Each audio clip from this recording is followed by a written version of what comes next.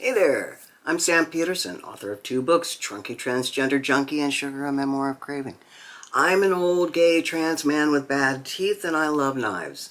And I'm not here to rate them or tell you about the newest, the fastest, the bestest, the powest. I'm here to queerly share my queer love of knives with you. Like and subscribe. I want to sing a paean to the most overshadowed knife in a couple years, and that is the CJRB Ekko. Everybody talks about the dang Pyrite. Pyrite. Oh, I've got the new carbon fiber tortoiseshell that weighs 1 ounce and burns your hand when you touch it, and it's so good. So many pyrites. It's not even a pyrite anymore, if you ask me. I never took to the pyrite, as you may have guessed, and so I never did investigate its 82 different iterations. I think that's a cheat on CJRB's part, but my brain hasn't sorted that out yet, so I won't elaborate. Behold, behold, behold, the glorious Ekko. Once wrapped in natural G10, now dyed a lovely shade of blue, and CJRB's patented AR RPM 9 steel. And this is also a Ray Laconico design, as is the Pyrite.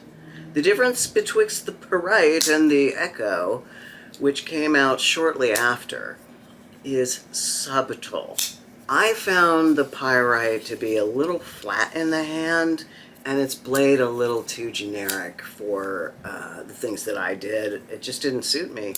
And the Ekko has this lovely kind of sheep's footy blade.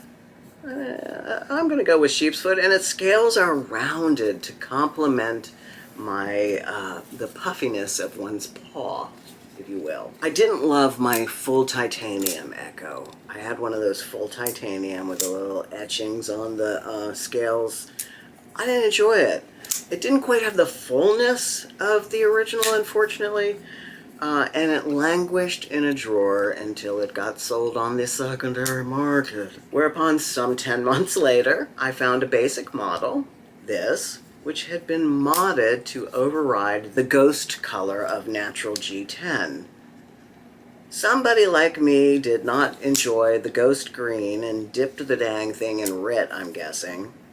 Anyhow, it looks amazing. It really does. I really enjoy this color. The basic Ekko is the way to go, people. It's on sale at CJRB.net for around a little under 50 bucks. And it is sublime. It's got crisp, oily action with a nice snap to the finish. It's got an actually usable top flip and an elongated hole. I won't touch that, which is what she said. For better access, I'm personally a fan of a sheep's foot Wharncliffe reverse Tonto blade, and this, with its very slight belly upwards towards the tip, is just perfect. Perfection. This is a stay in your pocket knife. If it were a flavor, it would be salted caramel. You know, smooth, sweet, with a little salt to enhance that. Or maybe it's chocolate to the Pyrite's white chocolate. Yeah, like that. Moving on. Where's my knives? Moving right along. I don't know if it's in the same place. Anyway, I bought a new Ontario Rad, the 1.5 in Magnacut. It seems like it would be a perfect fit, as it sits between the 1 shown here and the 2, which I do not have. And it is great. It is a great size. Unfortunately, mine won't open. It has torn my otherwise perfectly healthy thumbnail to shreds from my multiple attempts to flick it open. Once in a while, it works. I've contacted the sellers, and we'll see what they say. I suspect this is an arbitrary failure of quality control, not the standard of this knife. My Rat 1, while being not the smoothest, easiest blade to open, works just fine. It's a great beater knife. I was really looking forward to using the new Rat, and that gets me to the subject of buyer's remorse. Somebody mentioned this in last week's video, so I thought I might chat about this scourge of the knife obsessed. Knives, for all their simplicity, can fail in a lot of different ways. Oh, and P.S., the sellers asked me to send the knife back and sent a shipping label, so that's good.